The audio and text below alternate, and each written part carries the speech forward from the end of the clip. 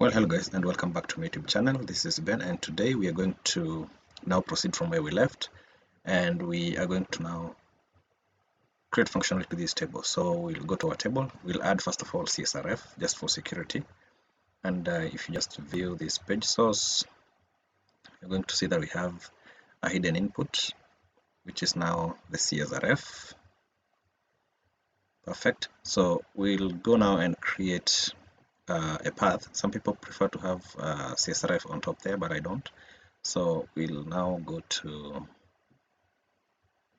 create a path, a route on our web, and we'll need to create one route for saving the information. So post, say save, just for now. Then we'll need to pass in our controller, which we have not actually created. So let me comment this and create a controller. I'll pull up my terminal, then create a new terminal here.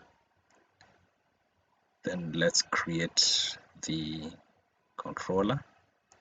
So PHP artisan controller, and the controller that I want to make is user details, because that's what I want to say, right? So we'll have user details controller, and we'll hit enter. We'll also need to create a model for the same and a controller and migration. So I'll say PHP artisan make model, and the model now will be user details model. Then we'll also make a migration, so -m. Both are done. So the next thing we'll do, we'll go to our migration and define our table properties, the things we need, the columns. So first of all, check if we have any error. No error. So let's go back to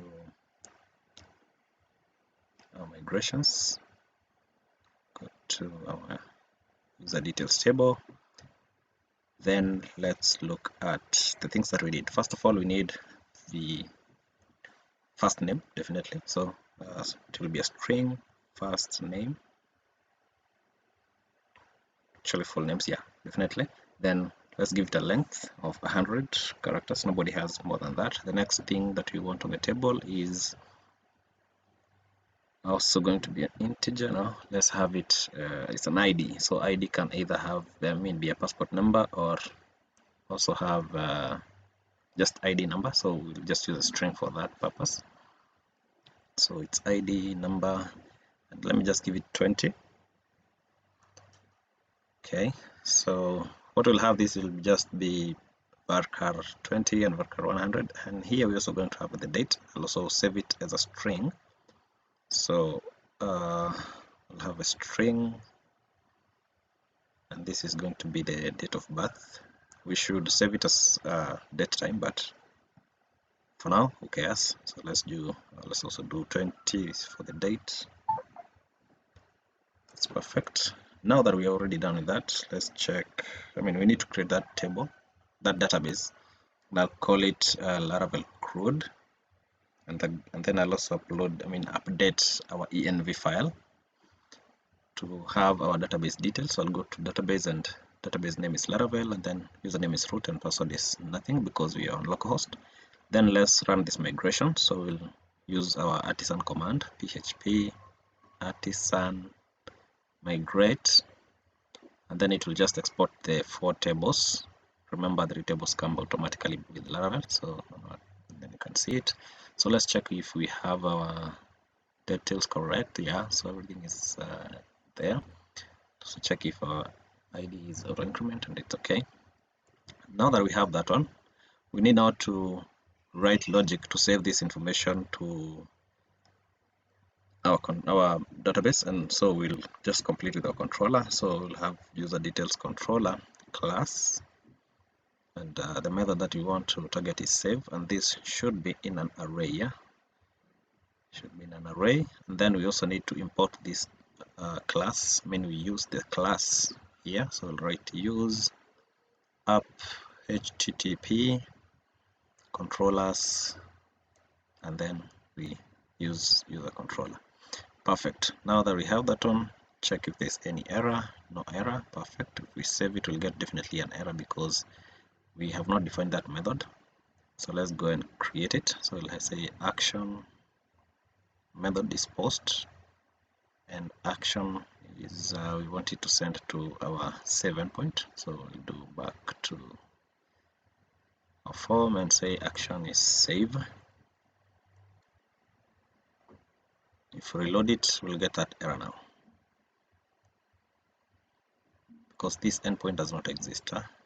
So you see method does not exist. Perfect. So let's go and add it now to our controller. So I'll open our user details controller, and we'll create a function with save, and let me just display all the details that we are saving. So we'll need the request object so that we can now capture everything that we're sending from the form. So request, and then let's just die dump everything. So dd, then request all the information that is coming from the form. So let's fill it and see what we're going to get. So I'll just write my name, any ID number, any date of birth, then save the information. And then you can see, let me zoom in. Yeah, so you can see we have the token, the full names, and the date of birth correctly on that object. Zoom out. Perfect. So let me now comment these, and